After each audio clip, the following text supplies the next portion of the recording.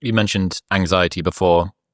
Imagine how effective you'd be if you weren't anxious all the time. Is one of yours, and anxiety is the emotion du jour of the 21st century, and lots of driven people, very anxious, very paranoid. That's what's caused them to be effective. They pay so much attention, detail-oriented, not letting things go, staying up at night, thinking about it. That's the paranoia coming in. What have you come to learn about anxiety and dealing with it? So anxiety and stress are interesting. They're very related. Stress is when, like if you look at an iron beam, when an iron beam is under stress, it's because it's being bent in two different directions at the same time. So when your mind is under stress, it's because it has two conflicting desires at once. So for example, you want to be liked, but you want to do something selfish, and you can't reconcile the two, and so you're under stress.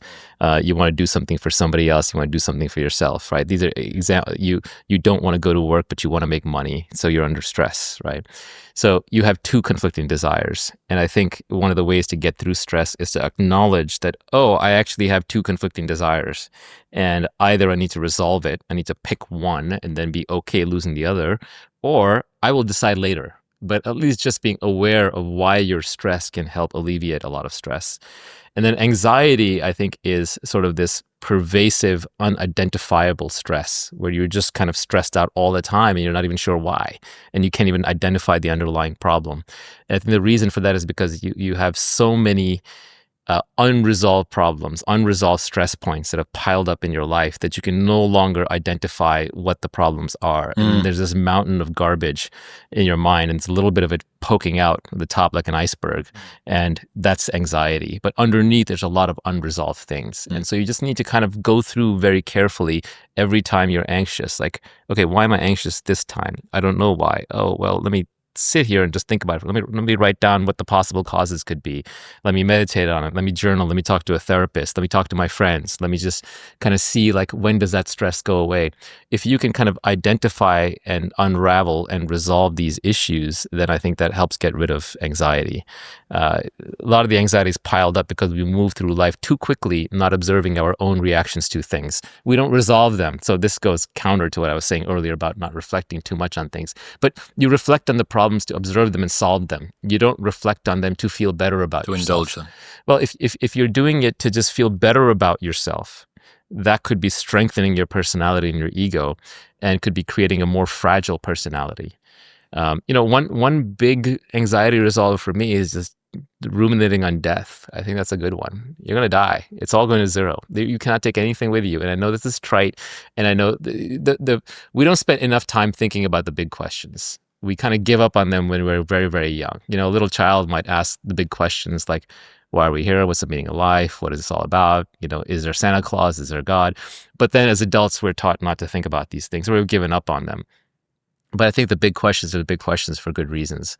And if you can keep the idea in front of you at all times that you're going to die and that everything goes literally to zero, what's there to stress about?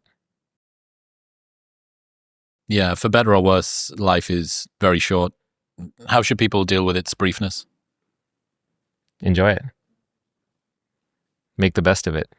It's even briefer than that. Each moment just disappears. It's gone. There's only a present moment, and it's gone instantly. So if you're not there for it, if you're stressed out or you're anxious or you're thinking about something else, you missed it.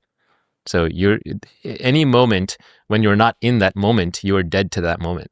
You might as well be dead because your mind is off doing something else, or living in some imagined reality that is just a very poor substitute for the actual reality. So one of my recent realizations was, what is wasted time?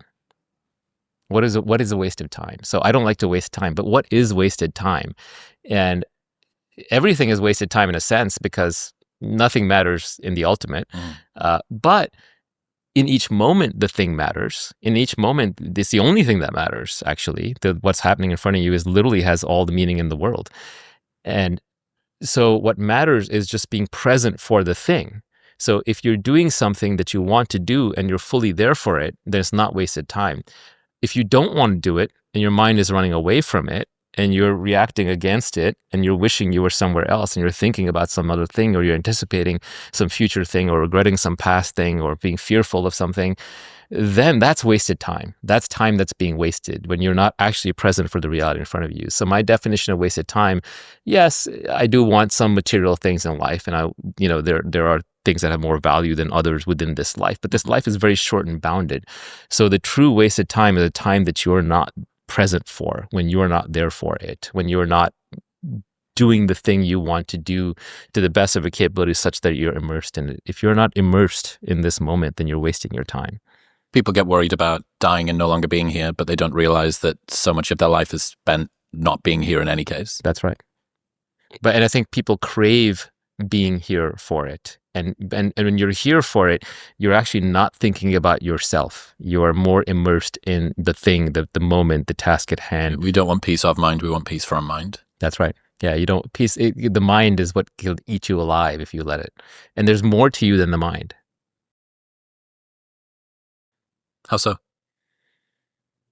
Well, I mean, if I don't want to disassemble the body, so to speak, right? Because please go on. Yeah, at the end of the day, like everything arises within your consciousness, right? You've got nowhere else to experience it. Sorry? You've got nowhere else to experience it. You got nowhere else to experience it. And that consciousness is relatively static in the sense that it's been exactly the same from the moment you were born to the moment you die. And everything that you experience from your body, from your mind, to the world, to everything is within that consciousness. And that thing, that base layer of being, and this is what the Buddhists will tell you, is the real thing. Everything that comes and goes in the middle, including your mind, including your body, is unreal. And trying to find stability in those transient things is your castle that you're building on sand that's going to crumble. Life is going to play out the way it's going to play out. There will be some good and some bad. Most of it is actually just up to your interpretation. You're born, you have a set of sensory experiences, and then you die. How you choose to interpret those experiences is up to you, and different people interpret them in different ways. Yeah, it's the old line about two people walking down the street. They're having the exact same experience. One is one is happy, one is sad, right? It's a narrative in their heads. It's how they choose to interpret. So I think when I said that, it was a long time ago, I was talking more about having positive interpretations and negative interpretations. But these days, I think it's better just not to have any interpretations. And to just allow things to be. You're still going to have interpretations. You can't stop it, and nor should you try. But even that having an interpretation is just a thing you can leave alone. Mm. Yeah, I really want to try and just dig in a little more to the best way to remind people that they should value their time. Just how brief it is, that the time that you spend ruminating, being distracted, fears of the past, regrets. Well, I don't want to tell anybody how to live their life. I would just say that to the extent that you want to improve your quality of life, the easiest and best way to do that is to observe your own mind and your own thoughts, and be a little, not necessarily critical, but be observant of yourself more objectively. And then you'll kind of realize your own loops and patterns. It takes time. It's not overnight. It's not instantaneous. So you mean letting go is not a one-time event?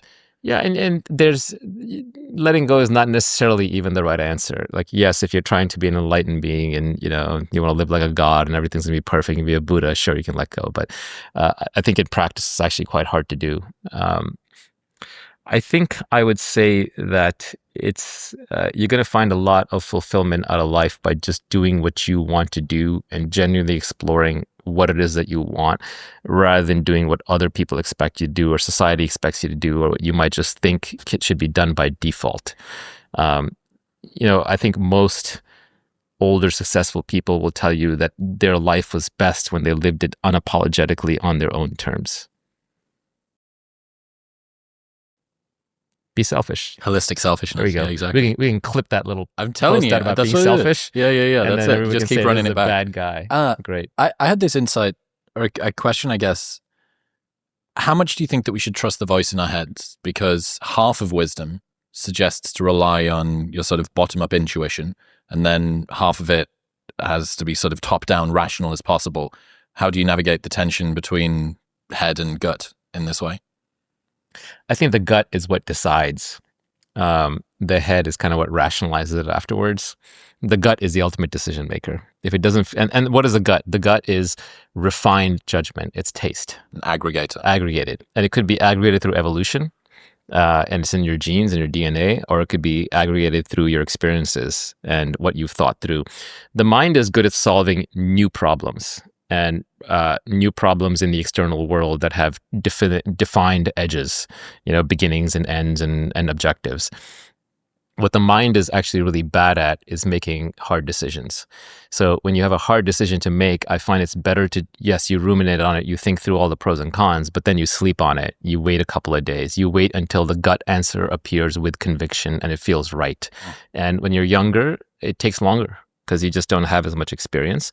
And when you're older, it can happen much faster, which is why, And you have less time to... Yeah, and old people are more set in their ways as a consequence, right? They know what they want. They know what they don't want. So it takes time to develop your gut instinct and judgment. But once you've developed them, don't trust anything else because you can't go against your gut. It'll bite you in the end. Usually in relationships that failed, you can look back and say, oh, actually, I knew it was going to fail because of this reason, but I kind of went ahead anyway because I wanted it to be this way, right? I wanted this person to be a different way than they are, or I wanted to get a different thing out of it than I knew I was going to get, but I just wanted it. So sometimes desire will override your judgment and then trap wishful you. Thinking. Yeah, wishful thinking. It traps you into a pathway that chews up time. As you get older, one thing that becomes harder to ignore is your testosterone levels. They impact everything from your energy to your mood and